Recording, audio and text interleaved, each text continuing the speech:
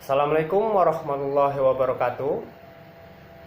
Terima kasih ibu-ibu sudah meluangkan waktunya untuk hadir pada pertemuan P2K2 pada hari ini ya Bu ya. Terima kasih juga kepada Ibu Sutiem sudah menyediakan tempat untuk melakukan kegiatan pada hari ini Bu ya. Tepuk tangan dulu dong Ibu Sutiem. Oke, Bapak Ibu, hari ini kita akan memulai kegiatan, akan membahas topik kita hari ini yaitu tentang modul 5. Modul 5 ini yaitu kesejahteraan sosial, disabilitas dan lansia. Nah, jadi kita akan membahas lansianya nanti Bu ya. Kita akan bahas tentang disabilitasnya dulu atau anak istimewa. Nah, sebelum kita memulai Bu, sekarang saya tanya dulu Bu, ada yang masih ingat tentang materi kita bulan lalu? Kita bulan lalu mempelajari tentang apa Bu? Ada yang tahu? Oke, benar Ibu Ika. Ibu Ika cerdas sekali Ibu Ika ini. Kita tepuk salut dulu dong buat Ibu Ika. Oke, tepuk salut. Salut. Oke, terima kasih. Tepuk tangan untuk kita semuanya. Jadi terima kasih Ibu Ika. Benar kata Ibu Ika tadi bahwa kita kemarin sudah mempelajari tentang modul 4 perlindungan anak istimewa kemarin Bu ya. Ada nggak Bu yang kita pelajari tentang anak istimewa? Ada. Jadi sekarang kita akan membahas tentang modul 5 kesejahteraan sosial, disabilitas dan lansia. Sekarang kita doa dulu Bu ya sebelum kita memulai materi ini. Kita doa dulu menurut kepercayaan kita masing-masing supaya nanti pembelajaran kita hari ini bermanfaat bagi nantinya Bu ya. Oke, kita berdoa dulu. Berdoa mulai.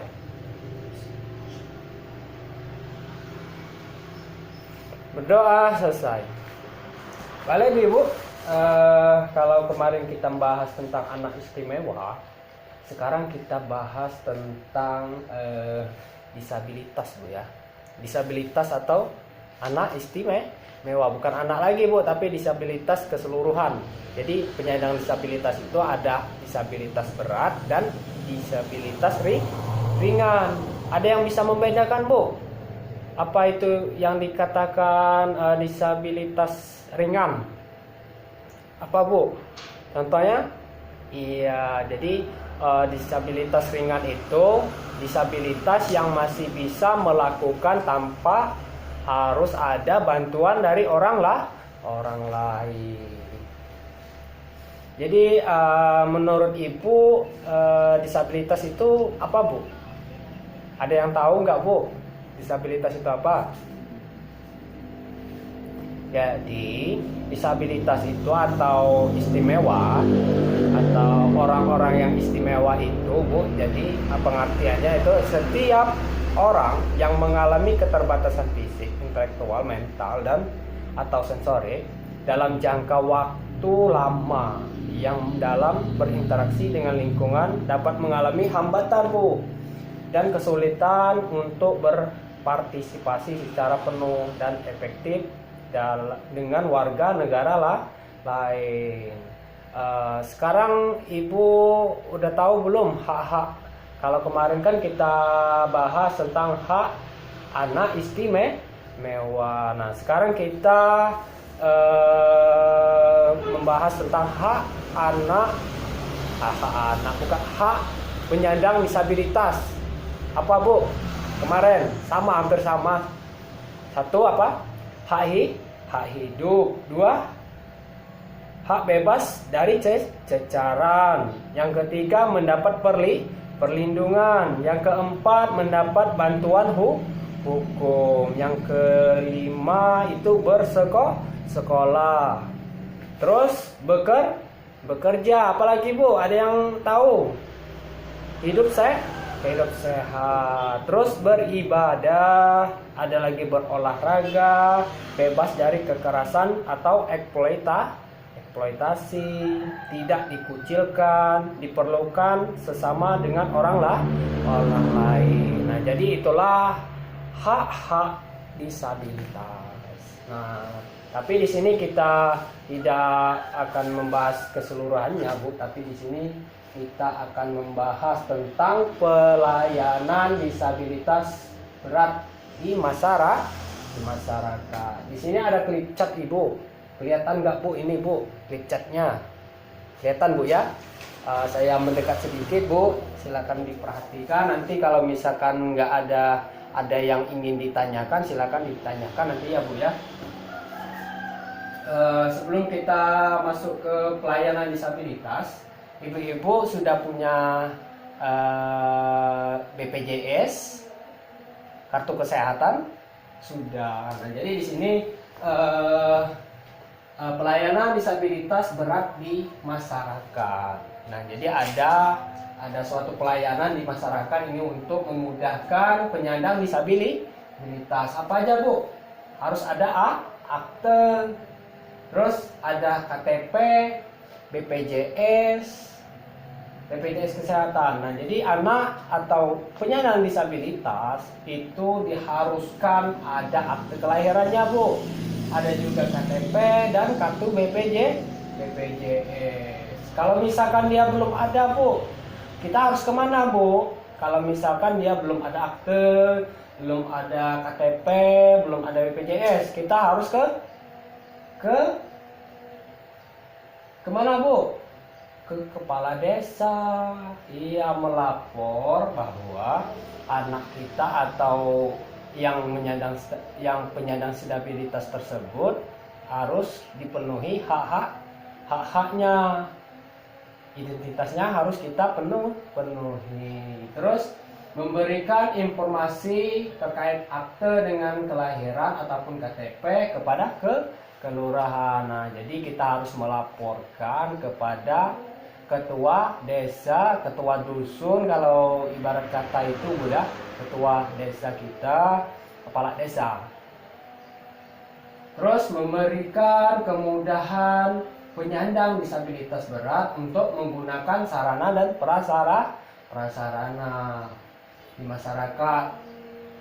Orang penyandang disabilitas boleh ke masjid, juga parkir tempat umum khusus disabel harus ada, Bu, ya, untuk pelayanan di masyarakat ini, Bu, seharusnya memang harus ada, Bu, ya.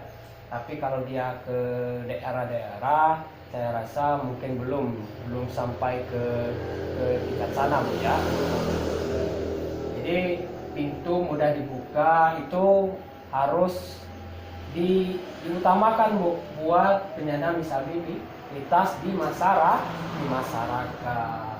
Terus memberikan kesempatan bagi penyandang disabilitas untuk mengikuti kegiatan kemasyarakatan. Apabila nanti ada kegiatan di masyarakat, itu seorang penyandang disabilitas itu diharapkan untuk ikut berpartisipasi, Bu.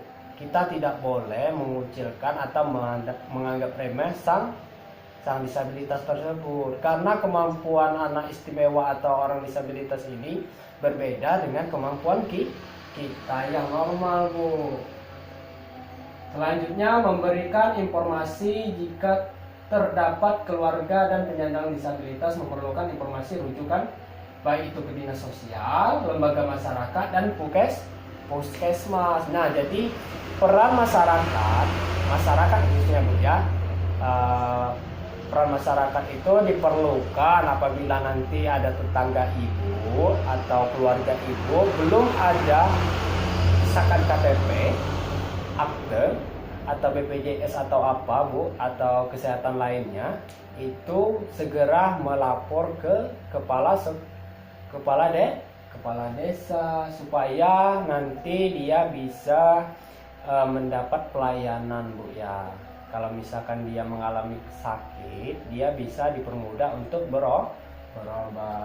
Nah, jadi untuk pembahasan ini tadi kira-kira ada yang ingin ditanyakan, Bu? Oke, jadi saya rasa cukup, Bu, ya, untuk pertemuan kita pada hari ini membahas tentang disabilitas atau orang yang istimewa. Bulan depan kita akan membahas lanjutannya Bu ya, tentang lansia. Nah, jadi sebelum kita tutup ibu-ibu, di sini ada pesan kunci. Ada 3 pesan kunci Bu. Bisa dibacakan Ibu Ika boleh? Gak kelihatan. Oke, saya bacakan aja Bu ya. Jadi 1, penyandang disabilitas merupakan bentuk keragaman manusia.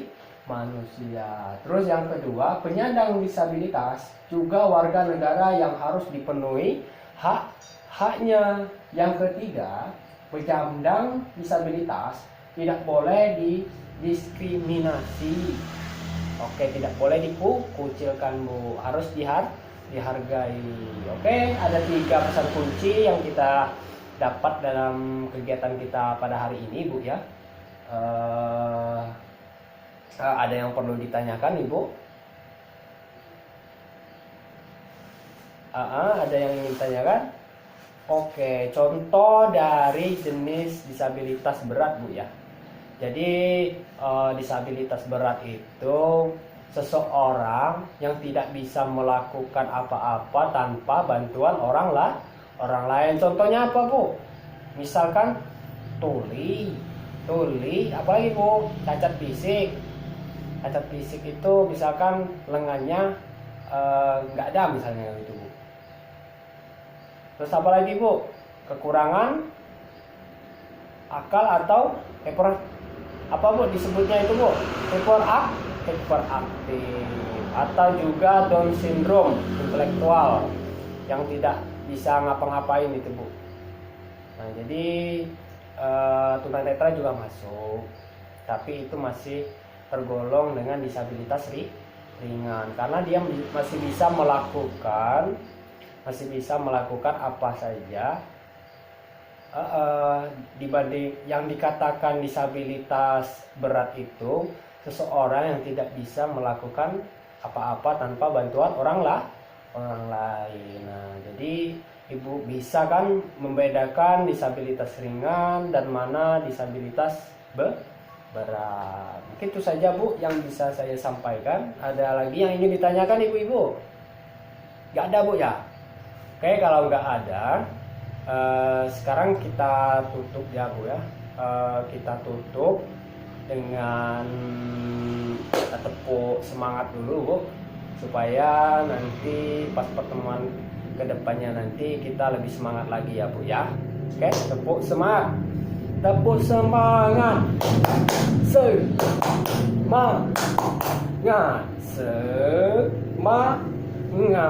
Oke, baiklah Ibu, sebelum kita menutup kegiatan kita hari ini, kita berdoa menurut agama kita masing-masing. Semoga apa yang kita dapat atau yang kita pelajari pada hari ini bermanfaat bagi kita semuanya Bu ya. Amin ya robbal alamin. Berdoa mulai. Doa selesai, sampai jumpa di pertemuan selanjutnya. Saya akhiri, wabillahi taufiq wal hidayah. Wassalamualaikum warahmatullahi wabarakatuh. Terima kasih.